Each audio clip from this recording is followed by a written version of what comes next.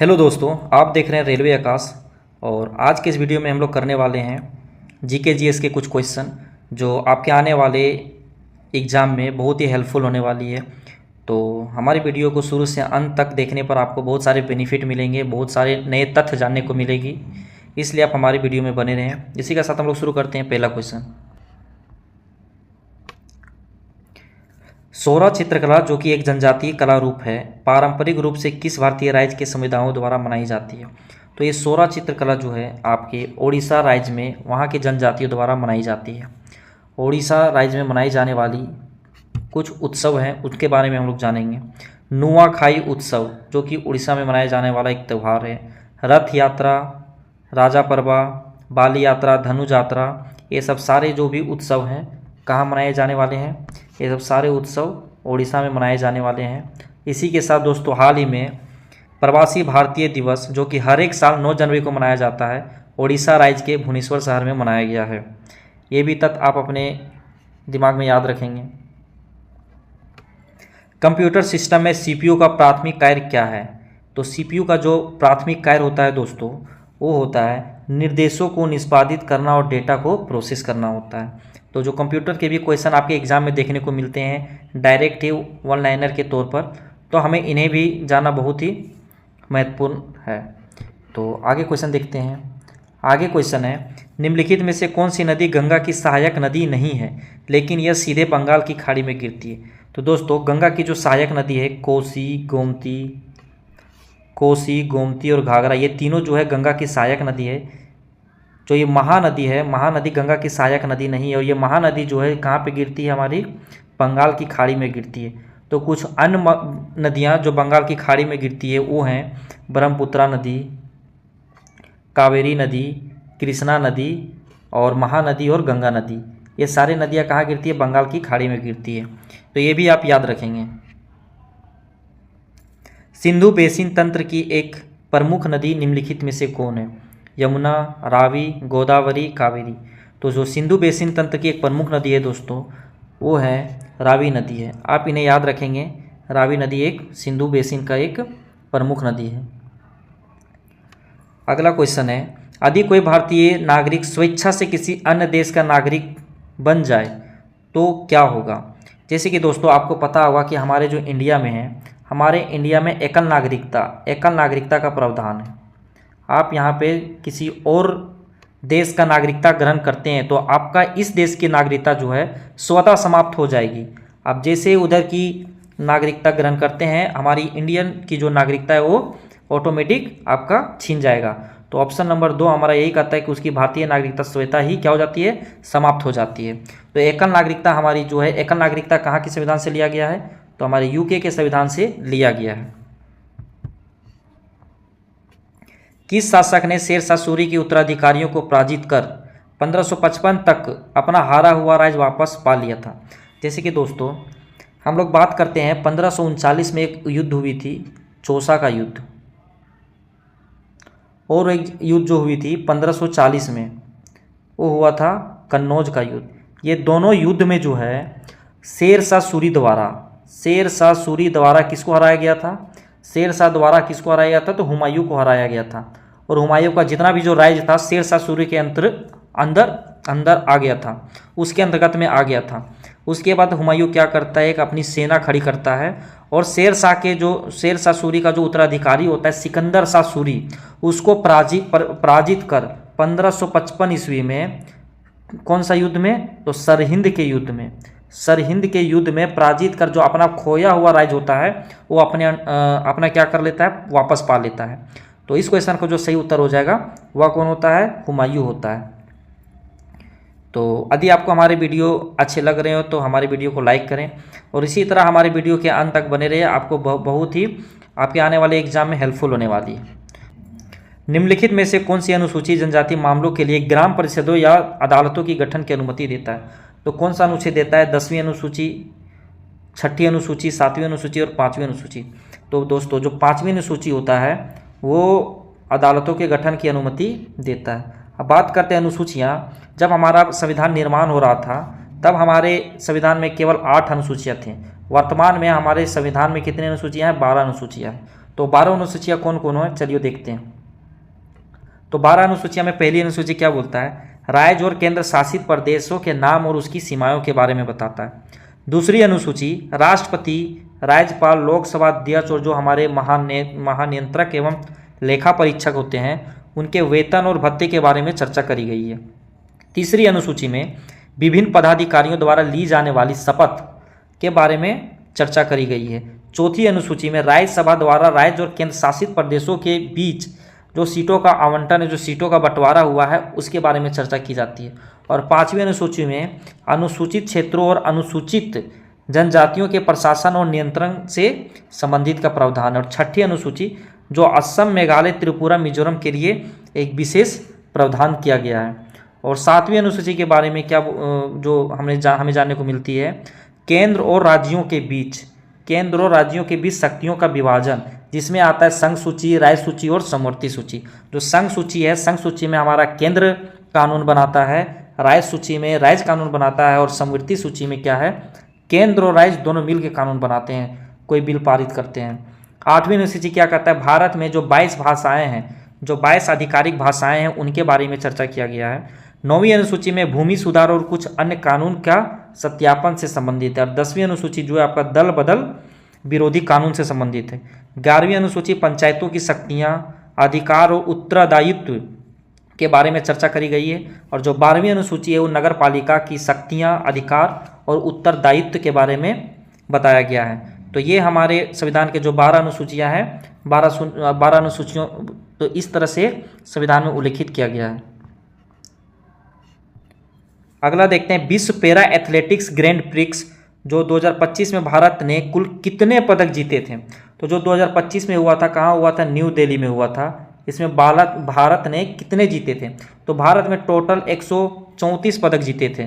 उसमें से गोल्ड जो था, गोल्ड 45, सिल्वर 40 और आपका जो ब्रोंज था आपका 49 था। इस तरह टोटल मिला के 134 पदक भारत ने अपने नाम किए थे। निम्नलिखित में से कौन सा संथाल विद्रोह का भागीदार नहीं था। दोस्तों ये संथाल विद्रोह कहाँ हुआ था, जो कि झारखंड से संबंधित है। जो संथाल विद्रोह जिसको हम लोग क्या बोलते हैं, संथाल हूल क्रांति के नाम से भी जाना जाता है, संथाल हूल क्रांति के नाम से भी जाना जाता है, जिसमें से कान्हो, भैरव, चांद तो सम्मिलित थे, लेकिन ताना भगत यहाँ पे भागीदार नहीं थे। तो इसका सही आंसर हो जाएगा ऑप्शन ये, ताना भगत। 106वें संविधान संशोधन अधिनियम के अंतर्गत महिलाओं के लिए कितने प्रतिशत सीटें आरक्षित है। तो सीटों, महिलाओं, वोमेन्स को जो रिजर्वेशन जो सीट्स मिले हैं, रिजर्व सीट मिले हैं, वो कितना प्रतिशत है। तो जो महिलाओं को मिले हैं वो 33% मिले हैं।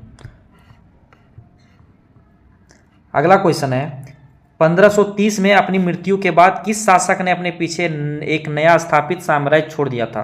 देखिए बात करते हैं 1530 में। तो 1530 में जो मृत्यु हुई थी, हम लोग को पता है किसकी मृत्यु हुई थी, बाबर में मृत्यु हुई थी। क्या हुआ था, इनके द्वारा कुछ महत्वपूर्ण जो युद्ध था, जैसे हम लोग जानते हैं 1526 में पानीपत का युद्ध, 1527 में खनवा का युद्ध, 1528 में चंदेरी का युद्ध और 1529 में क्या हुआ था, घाघर का युद्ध। 1529 में घाघर के युद्ध के बाद 1530 में क्या हो गई थी, बाबर की मृत्यु हो गई थी और उसका जो साम्राज्य था अपने पीछे छोड़ गए थे। इस क्वेश्चन का जो सही आंसर हो जाएगा हमारा कौन हो जाएगा, बाबर हो जाएगा। तो पानीपत का जो प्रथम युद्ध हुआ था, पानीपत का प्रथम युद्ध हुआ था 1526 में, किसने, बाबर ने इब्राहिम लोदी को हराया था। 1527 में खनवा के युद्ध में बाबर ने राणा सांगा को हराया था। चंदेरी का युद्ध में 1528 में हुआ था, वो बाबर ने किसको हराया था, मेदिनी राय को हराया था। घाघरा का युद्ध जो कि 1529 ईस्वी में हुआ था, बाबर ने किसको हराया था, अफगानों को हराया था और उसकी 1530 ईस्वी में बाबर की कहाँ हो गई थी, मृत्यु हो गई थी। 97वें संविधान संशोधन के बाद संशोधन के साथ असंगत राज्य सहकारी कानून कितने समय तक लागू रह सकता है। तो सहकारी समिति तो कितने साल तक, 6 महीना, 6 माह, 5 वर्ष, 1 वर्ष और 2 वर्ष। तो कितने समय तक रह सकता है। तो इसका सही आंसर जो है हमारा 1 वर्ष हो जाएगा। सहकारी समिति किससे संबंधित, इसका आर्टिकल देखा जाए तो क्या था, 43B संबंधित है सहकारी समिति से। ये 97वां संविधान संशोधन 2011 द्वारा जोड़ा गया था।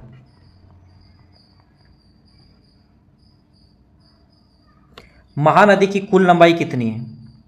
महानदी की कुल लंबाई लगभग 900 किलोमीटर है, यहाँ पे 900 किलोमीटर ना होकर के उसके जो लगभग है हमारा 851 किलोमीटर इस ऑप्शन के अनुसार होगा। अगला क्वेश्चन बात करते हैं कुछ निम्नलिखित परियोजनाओं के बारे में हम लोग चर्चा करते हैं, जैसे कि भाखड़ा नांगल परियोजना किस नदी पर बनाया गया? सतलज नदी पर बनाया गया। दामोदर घाटी परियोजना कहाँ बनाया गया? दामोदर नदी पर। हीराकुंड परियोजना कहाँ बनाया गया? महानदी पर। नर्मदा घाटी परियोजना कहाँ बनाया गया? नर्मदा नदी पर। और टिहरी बांध परियोजना जो बनाया गया है वो कहाँ बनाया गया? भागीरथी नदी और भीलगंगा नदियों पर बनाया गया। मेनली भागीरथी याद रखना है। कोसी नदी परियोजना कहाँ बनाया गया? कोसी नदी। और चंबल परियोजना आपको बनाया गया है चंबल नदी, मध्य प्रदेश और राजस्थान का क्षेत्र इसमें पाता है। बिहार का वह प्रसिद्ध लोक नृत्य कौन सा है जिसमें विवाहित युगलों के बीच के प्रेम और तकरार दोनों को प्रदर्शित किया जाता है? तो बिहार का वह जो कौन सा फेस्टिवल है? जटजटिन, गोरमाड़िया, सिंघी छम, पाटा कुनीथा। तो जो जटजटिन जो है बिहार का वह जो फेस्टिवल है लोक नृत्य है जिसमें जो विवाहित जो जोड़े होते हैं अपने बीच प्रेम और तकरार दोनों को प्रदर्शित करते हैं। जटजटिन कहाँ से संबंधित है? आपका बिहार से संबंधित है। पेनिसिलिन की खोज का प्रमुख प्रभाव क्या था? तो ऑप्शन ए बैक्टीरियल संक्रमण के विरोध वाली प्रभावी एंटीबायोटिक, रेबीज के रोकथाम और इलाज के लिए पहली दवा, चेचक के रोकथाम के लिए पहला टीका और ह्यूमन इम्यूनोडेफिशिएंसी वायरस के लिए पहली एंटीवायरल दवा। तो इसका जो सही आंसर हो जाएगा पेनिसिलिन क्या है? एक एंटीबायोटिक था। यह खोजा गया प्रथम एंटीबायोटिक था। किसके द्वारा खोजा गया था? तो अलेक्जेंडर फ्लेमिंग के द्वारा खोजा गया था। ये भी याद रखेंगे। खोजा गया प्रथम एंटीबायोटिक कौन था? तो हमारा पेनिसिलिन था। मेंडलीफ ने अपनी आवर्त सारणी में तत्वों को किस क्रम में व्यवस्थित किया था? तो मेंडलीफ जो थे आवर्त सारणी को अपने परमाणु द्रव्यमान के बढ़ते क्रम में व्यवस्थित किए थे। लैपटॉप में ऑपरेटिंग सिस्टम का प्राथमिक कार्य क्या होता है? तो जो लैपटॉप में ऑपरेटिंग सिस्टम का जो प्राथमिक कार्य होता है वो होता है हार्डवेयर और सॉफ्टवेयर संसाधनों का प्रबंधन करना। इसका क्या हो जाएगा? सही आंसर हो जाएगा।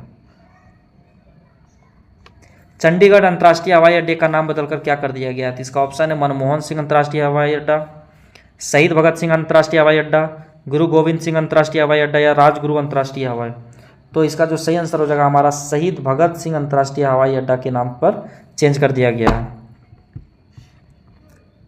अगला क्वेश्चन है ग्रैमी पुरस्कार जीतने वाली पहली भारतीय महिला कौन थी? तो ग्रैमी पुरस्कार जिसे हम लोग क्या बोलते हैं? संगीत का नोबेल पुरस्कार भी बोला जाता है।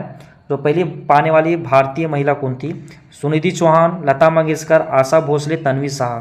तो इसका सही आंसर हो जाएगा तन्वी शाह। कौन थी? तन्वी शाह प्रथम भारतीय महिला जो ग्रैमी अवार्ड पाने वाली महिला थी। प्रथम पुरुष पाने वाले जो थे भारतीय तो वो कौन थे? रविशंकर जी थे। सॉरी, रविशंकर नहीं, पंडित रविशंकर जी थे। कौन थे?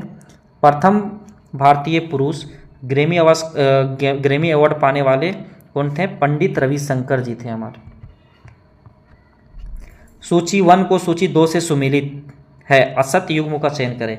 इनमें से सारे सही है एक को छोड़ करके, तो वो गलत पता करना है। देखिए नागरहोल राष्ट्रीय पार्क जो कहाँ है? कर्नाटक में, ये सही बात है। बेतला राष्ट्रीय पार्क कहाँ है? झारखंड में। बेतला सही बात है, झारखंड में बेतला पक्षी अभयारण्य है, पक्षी के लिए वहाँ फेमस है। इंद्रावती राष्ट्रीय उद्यान जो है छत्तीसगढ़ में है, ये भी सही है। दांडेली अभयारण्य कहाँ? उत्तराखंड, ये गलत है।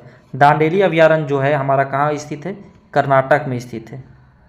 कहाँ स्थित है? कर्नाटक। तो इसका जो सही आंसर हो जाएगा हमारा दांडेली अभयारण्य, जो कि यहाँ गलत सुमेलित है। तो आज के वीडियो में बस हम लोग इतना ही देखेंगे। आशा है कि जितने भी क्वेश्चन कराए गए हैं आपको अच्छा लगा हो और आपके आने वाले एग्जाम के लिए हेल्पफुल हो।